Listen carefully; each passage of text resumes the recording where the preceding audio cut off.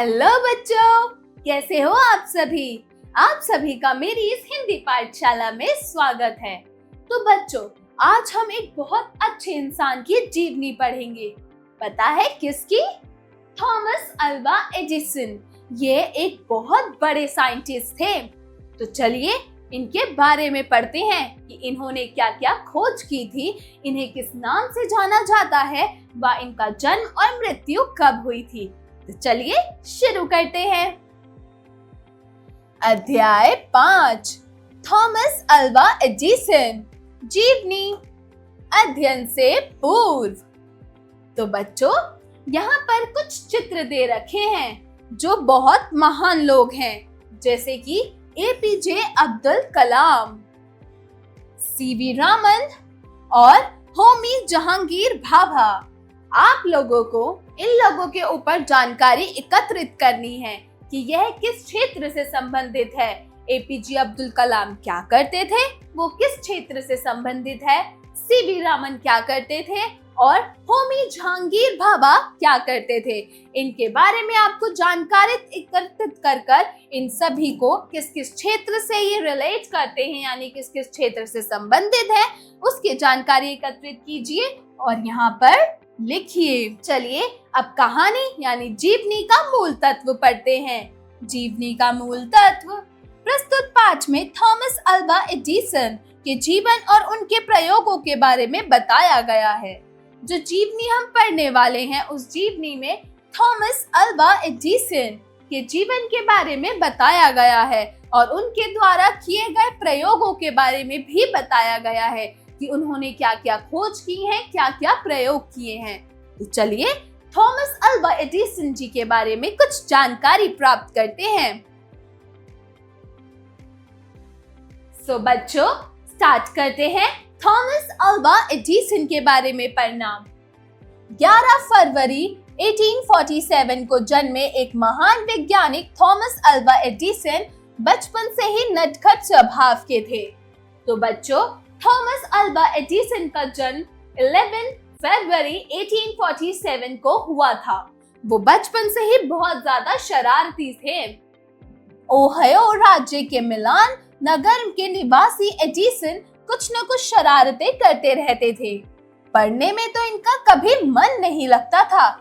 जैसे तैसे इनकी माता ने थोड़ी बहुत शिक्षाएं दिलवा दी। यह बचपन से ही बहुत शैतान थे। कभी ना कभी कुछ ना कुछ इनका हाथ कभी टिकता नहीं था। कुछ ना कुछ शरारतें ये करते ही रहते थे और इनका मन पढ़ने में बिल्कुल नहीं था। लेकिन इनकी माता जी ने यानी इनकी मम्मी ने इनको जैसे तैसे इनको कुछ शिक्षा प्राप्त करा दी।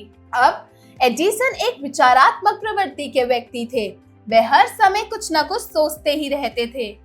एक दिन उन्होंने सोचा, जैसे गुब्बारा गैस बढ़ने से बढ़ जाता है, यदि किसी मनुष्य के पेट में वैसे ही गैस भर दी जाए तो वह ना उड़ेगा।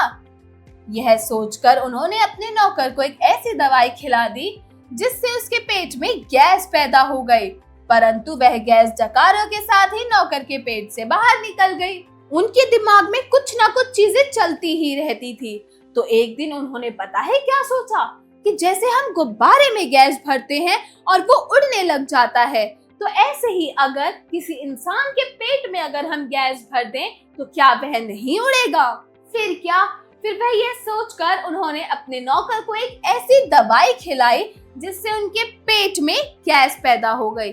फिर क्या? फिर नौकर को डकार आ गई और वो गैस सारी डकार के जरिए निकल गई। एडिसन हमेशा वैज्ञानिक प्रयोगों में लगे रहते थे, अर्थात उन पर कुछ प्रयोग करने की धुन सवार रहती थी। वह रेलगाड़ी में अखबार बेचते समय भी खाली डिब्बों में कुछ ना कुछ प्रयोग करते रहते थे। एक दिन प्रयोग के दौरान प्रोफेसर की शीशी टूट गई, जिसने हवा के संपर्क में आते ही आग पकड़ ली और गाड़ी में आग लग गई। यह सब नजारा देखकर गाड़ी के गार्ड ने उनका सारा सामान बाहर फेंक दिया तथा उनके कान पर इतने जोर से चांटा मारा कि वह बहरे हो गए। बहरे हो जाने के कारण एडिसन को इधर उधर की आवाजें सुनाई देनी बंद हो गई। इससे उनका ध्यान अपने प्रयोगों में और अधिक लगने लगा। एक दिन एडिसन ने एक स्टेशन मास्टर के बच्चे को गाड़ी के नीचे कुचले जाने से बचा लिया। तो बच्चों, जो एडिसन थे वो हमेशा कुछ ना कुछ साइंटिफिक यानी कि वैज्ञानिक प्रयोग में लगे रहते थे। वो रेलगाड़ी में अखबार बेचते थे। तो जब वो रेलगाड़ी में अखबार बेचते समय जो खाली डब्बे होते थे वहां पर वो कुछ ना कुछ प्रयोग भी करते रहते थे। एक दिन क्या हुआ, प्रयोग करते समय उनसे प्रोफेसर की एक शीशी टूट गई जिससे उस डब्बे में आग लग गई। आग लगते हुए जब गार्ड ने देखा तो गार्ड ने उनका सारा सामान उस डब्बे से निकालकर फेंक दिया। फिर क्या, फिर और उनके गाल पर एक जोर से चमाटा मारा जिससे उनका कान बहरा हो गया, उन्हें कुछ सुनाई नहीं देता था।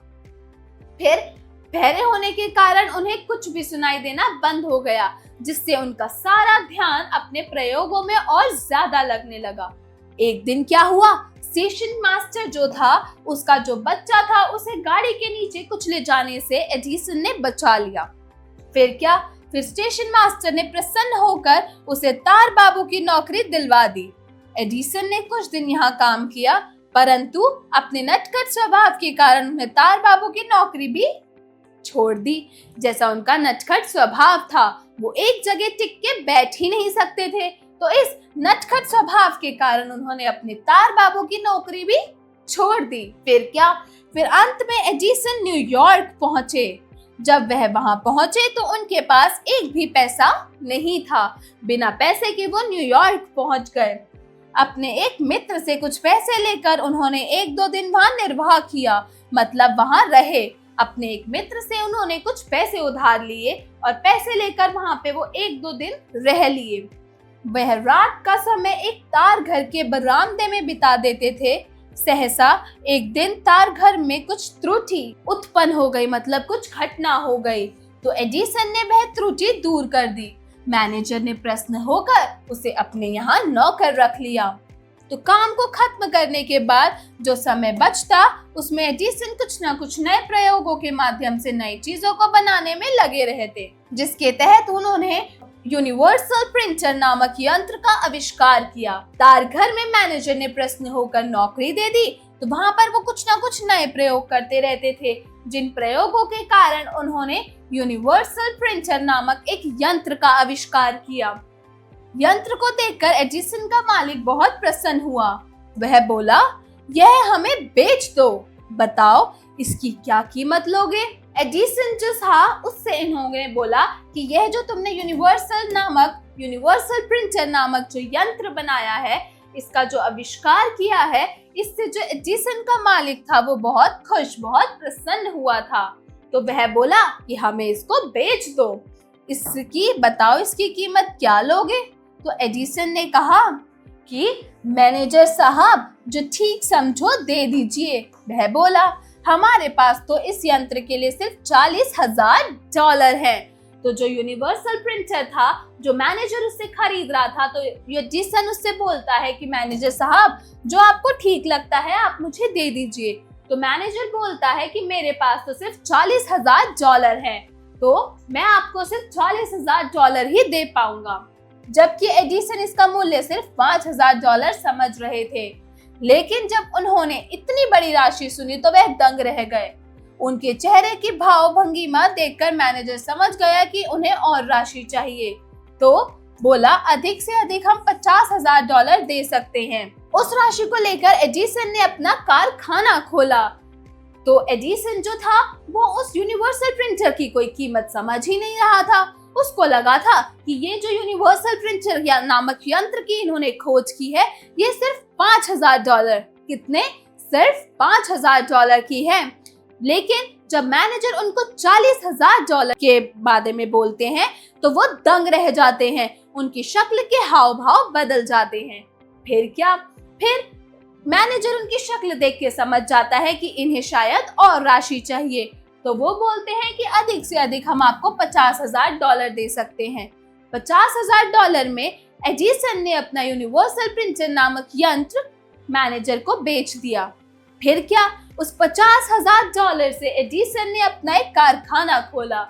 उन्होंने बेकार टूटे फूटे सामान से एक मशीन तैयार की और फिर अपने मित्रों से कहा, देखो यह मशीन बोलेगी, यह बोलने वाली मशीन है। चाबी घुमाने पर मशीन से गाने की आवाज निकली।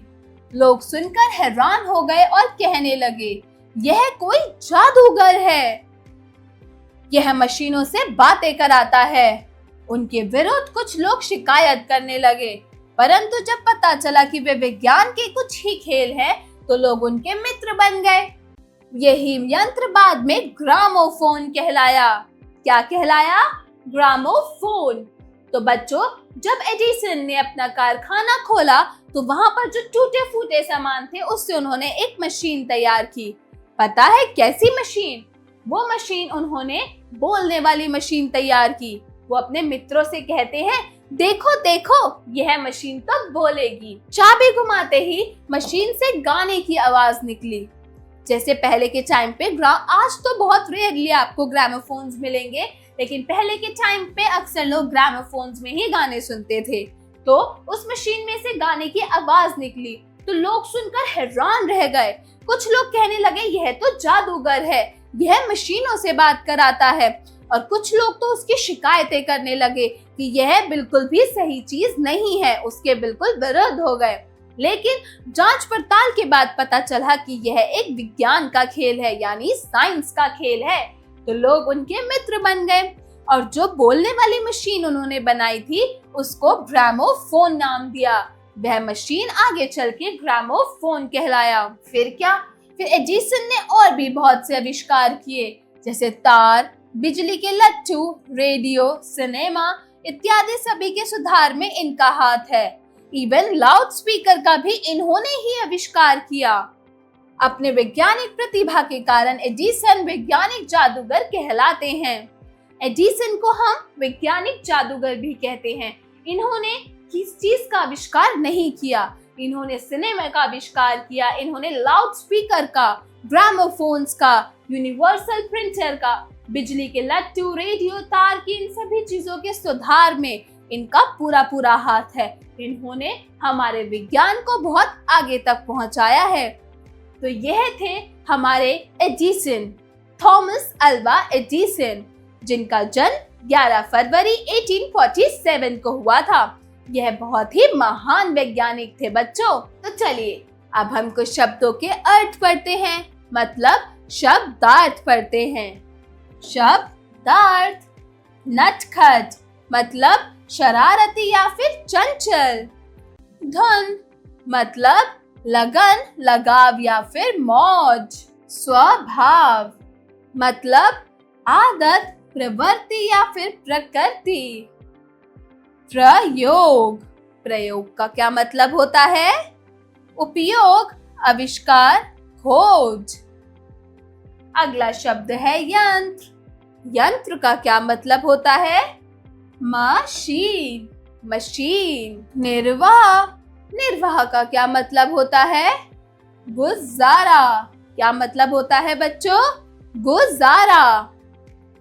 त्रुटि, त्रुटि का मतलब खराबी या फिर गलती। उच्चारण करें। तो बच्चों, यहाँ कुछ शब्द दिए गए हैं जिनका आपको सही तरीके से उच्चारण करना है। तो चलिए मेरे साथ इन शब्दों का उच्चारण कीजिए। पहला शब्द है ओहायो, ओहायो, ओहायो। अगला शब्द है थॉमस, थॉमस। अगला शब्द है फॉस्फोरस, फॉस्फोरस। वैज्ञानिक, वैज्ञानिक। Station master, station master. क्या है बच्चों ये? Station master. तो चलिए, जो अब हमने मिस्टर थॉमस अल्वा एडिसन के बारे में जो हमने पढ़ा उसका थोड़ा सा अभ्यास करते हैं, मतलब अभ्यास कार्य शुरू करते हैं। तो चलिए शुरू करते हैं। अभ्यास कार्य, जरा बोलिए। Speaking skills. प्रश्न 1, दिए गए प्रश्नों के उत्तर बताइए। तो बच्चों, यहाँ पर कुछ प्रश्न दिए गए हैं, उन प्रश्नों का आपको सही सही जवाब बताना है। तो बताइए, एडिसन का संपूर्ण नाम बताइए। एडिसन का पूरा नाम क्या है?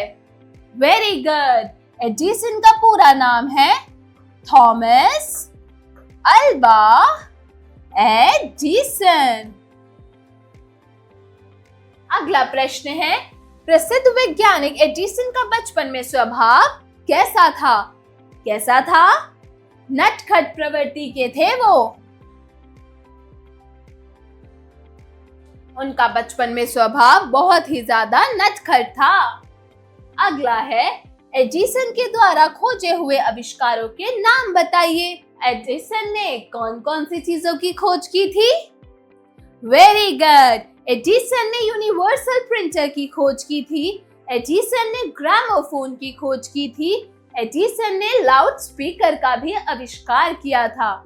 और एडिसन ने बहुत चीजें और की थी, जैसे तार, बिजली के लट्टू, सिनेमा और रेडियो। वे इन सब की चीजों में सुधार लाने में एडिसन का बहुत बड़ा हाथ है। एडिसन ने इनके सुधार में बहुत मदद की थी।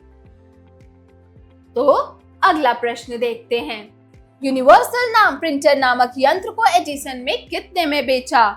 $5000? नहीं, एडिसन ने यूनिवर्सल प्रिंटर नामक यंत्र को $50,000 में बेचा, जिससे उसने अपना कारखाना खोला था। चलिए अब आगे बढ़ते हैं। जरा लिखिए, राइटिंग स्किल्स। प्रश्न 2, दिए गए प्रश्नों के उत्तर लिखिए। तो बच्चों, यहाँ पर कुछ प्रश्न दिए गए हैं जिनका उत्तर आपको सही तरीके से लिखना है। तो बचाओ बच्चों। क, अल्वा एडिसन का जन्म कब और कहाँ हुआ था? वेरी गुड, थॉमस अल्वा का जन्म 11 फरवरी 1847 को ओहायो नामक जगह में हुआ था। ओहायो नामक जगह पे। अगला है, एडिसन किस प्रवृत्ति के थे? नटखट। एडिसन बहुत ज्यादा नटखट प्रवृत्ति के व्यक्ति थे। वो हमेशा खुशमिजाज और शरारतें करते रहते थे। चलिए अब अगला प्रश्न देखते हैं। स्टेशन मास्टर ने एडिसन को तार बाबू की नौकरी क्यों दिलवाई? बताओ। वेरी गुड, स्टेशन मास्टर ने एडिसन को तार बाबू की नौकरी इसलिए दिलवाई क्योंकि एक दिन जब एडिसन रेलवे स्टेशन के इधर से जा रहा था, तो स्टेशन मास्टर के बेटे को एक गाड़ी के नीचे से कुचलने से एडिसन ने बचाया था। तो खुश होकर स्टेशन मास्टर ने एडिसन को तार बाबू की नौकरी दिलवा दी। अगला है, यूनिवर्सल प्रिंटर नामक की खोज किसने, एडिसन ने कैसे की थी? बताओ बच्चों। तो बच्चों, जो यूनिवर्सल प्रिंटर नामक यंत्र है, उसकी खोज जब एडिसन यूरोप गया था, वहां पर जब वो तार घर में नौकरी करता था, मतलब तार घर में रहता था, तो वहां पर उसने यूनिवर्सल प्रिंटर नामक यंत्र की खोज की थी, यंत्र बनाया था। अगला प्रश्न है, एडिसन को वैज्ञानिक जादूगर क्यों कहा गया है? Difficult question. तो बच्चों, एडिसन को अभी हमने पढ़ा, वैज्ञानिक जादूगर क्यों कहा गया है? बताओ। वेरी गुड, एडिसन को वैज्ञानिक जादूगर इसलिए कहा गया है क्योंकि एडिसन ने universal printer, gramophone, loud speaker in सब का आविष्कार किया और भी कई आविष्कारों में इनका पूरा हाथ है। और आपको पता है, तार, बिजली के लट्टू, रेडियो, सिनेमा इत्यादि जैसी चीजों के सुधार में भी इनका पूरा हाथ है। विज्ञान की हर एक चीज के बारे में ये जानते हैं, इसलिए इनको वैज्ञानिक जादूगर का नाम दिया गया है। चलिए अब अगले प्रश्न की ओर बढ़ते हैं। प्रश्न 3, उचित शब्द का चयन करके रिक्त स्थानों की पूर्ति कीजिए। तो बच्चों, यहाँ पर एक बॉक्स में आपको इस डब्बे में कुछ शब्द दिए गए हैं, इसमें से आपको उचित शब्दों का चयन करना है और जो दिए गए वाक्य हैं, इनमें रिक्त स्थानों में इन शब्दों को लिखना है। तो चलिए शुरू करते हैं। पहला है, एडिसन एक डैश प्रवृत्ति के व्यक्ति थे। किस प्रवृत्ति के थे? विचारात्मक प्रवृत्ति के, मतलब वो हमेशा कुछ ना कुछ सोचते ही रहते थे, उनके दिमाग में कुछ ना कुछ चीजें चलती ही रहती थी। अगला वाक्य है, अपने नटखट डैश के कारण एडिसन ने तार बाबू की नौकरी छोड़ दी। किसके कारण? वेरी गुड, अपने नटखट स्वभाव के कारण। ग, बड़ी राशि सुनकर एडिसन डैश रह गए। क्या रह गए थे एडिसन जब उन्हें $50,000 की राशि सुनाई दी? Very good. बड़ी राशि सुनकर एडिसन दंग रह गए। अगला वाक्य है, यह कोई डैश है जो मशीनों से बातें कराता है। कौन है? जादूगर। यह कोई जादूगर है जो मशीनों से बात कराता है। अपनी डैश प्रतिभा के कारण एडिसन जादूगर कहलाते हैं। किसके कारण? Very good. अपनी वैज्ञानिक प्रतिभा के कारण एडिसन जादूगर कहलाते हैं। वेरी गुड बच्चों। चलिए अब अगले क्वेश्चन की ओर बढ़ते हैं। जरा सोचिए, क्रिटिकल थिंकिंग। प्रश्न 4, वर्तमान में हर व्यक्ति आरामदायक नौकरी चाहता है। यदि एडिसन की जगह आप होते तो क्या तार बाबू की नौकरी छोड़ते? सोच समझकर बताइए। तो बच्चों, जैसा कि हम सब जानते हैं कि आजकल का जो टाइम है, आजकल जो लोग हैं, सब चाहते हैं कि उन्हें आराम से बैठने की नौकरी मिले ताकि वो आराम से पैसा कमा सके। तो आप बताइए कि अगर आप एडिसन की जगह होते तो क्या आप तार बाबू की नौकरी छोड़ते? क्या आप अपने और किसी खोज के लिए निकलते? आपको ये थोड़ा सा सोचकर इसका जवाब यहाँ पर लिखना है। अगला है, जरा भाषा पर गौर कीजिए। Language skills. प्रश्न 5, दिए गए शब्दों से संबंधित वाक्य निर्मित कीजिए। तो बच्चों, यहाँ पर कुछ शब्द दिए गए हैं जिन शब्दों को आपको पढ़कर आपको इनसे वाक्य बनाने हैं। तो पहला शब्द है स्वभाव। स्वभाव से क्या वाक्य बनेगा? बच्चों, स्वभाव से हमने बनाया एडिसन एक नटखट स्वभाव के व्यक्ति थे। एडिसन एक नटखट स्वभाव के व्यक्ति थे। अगला शब्द है यंत्र। यंत्र से क्या वाक्य बनेगा? Very good. तो यंत्र से हमने बनाया एडिसन ने यूनिवर्सल प्रिंटर नामक यंत्र की खोज की। एडिसन ने यूनिवर्सल प्रिंटर नामक यंत्र की खोज की।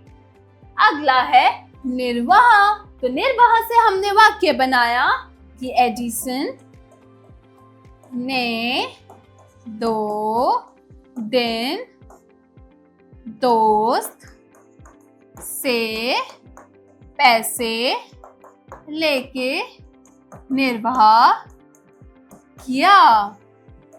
एडिसन ने अपने दोस्त से पैसे लेकर 2 दिन यूरोप में निर्वाह किया। अगला प्रश्न देखते हैं बच्चों। प्रश्न 6, दिए गए शब्दों के 3-3 पर्यायवाची शब्द लिखिए। तो बच्चों, यहाँ आपको कुछ शब्द दिए गए हैं जिन शब्दों को आपको देखना है और इनके 3-3 पर्यायवाची, आप समान अर्थ वाले शब्द भी बोल सकते हैं, उनको लिखना है। तो पहला शब्द है अमृत। अमृत का पर्यायवाची शब्द क्या होगा?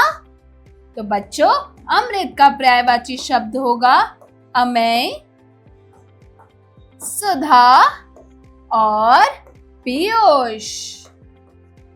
अमेय, सुधा और पीयूष। अगला शब्द है अच्छा। तो अच्छे का पर्यायवाची शब्द क्या होगा? अच्छे का पर्यायवाची शब्द होगा अनुपम, अनोखा और अनूठा। अनुपम, अनोखा और अनूठा। अगला शब्द है अदालत। तो बच्चों, अदालत का पर्यायवाची शब्द क्या होगा? कचहरी, दंडालय और कोर्ट। अदालत का पर्यायवाची शब्द होगा कचहरी, दंडालय और कोर्ट। अगला शब्द है अनाथ। तो बच्चों, अनाथ का पर्यायवाची शब्द होगा यतीम, बेसहारा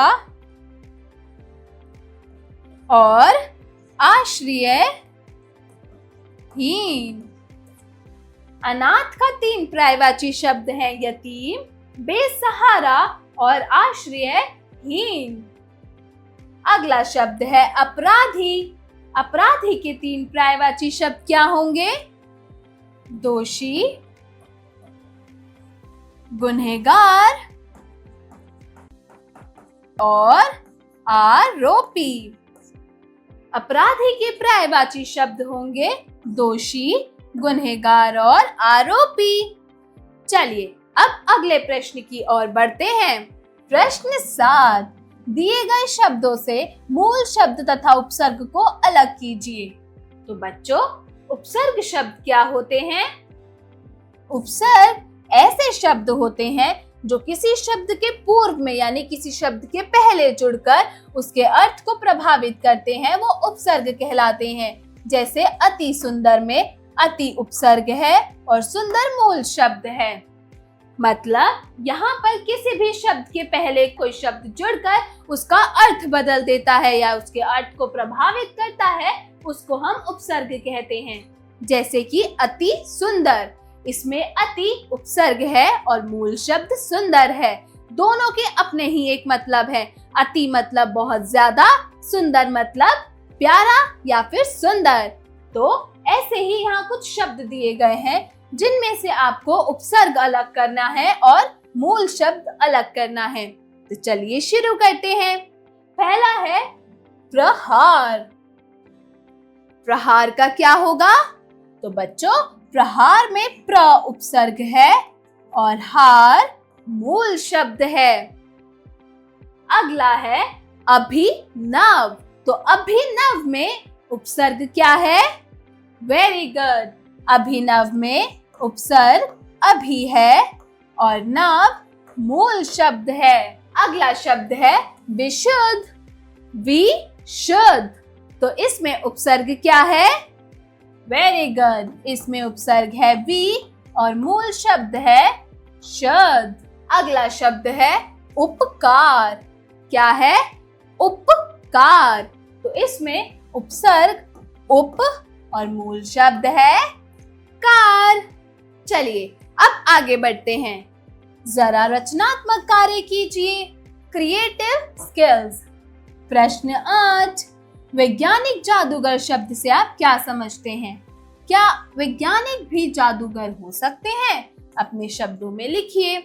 तो बच्चों, वैज्ञानिक जादूगर से आपको क्या समझ आता है?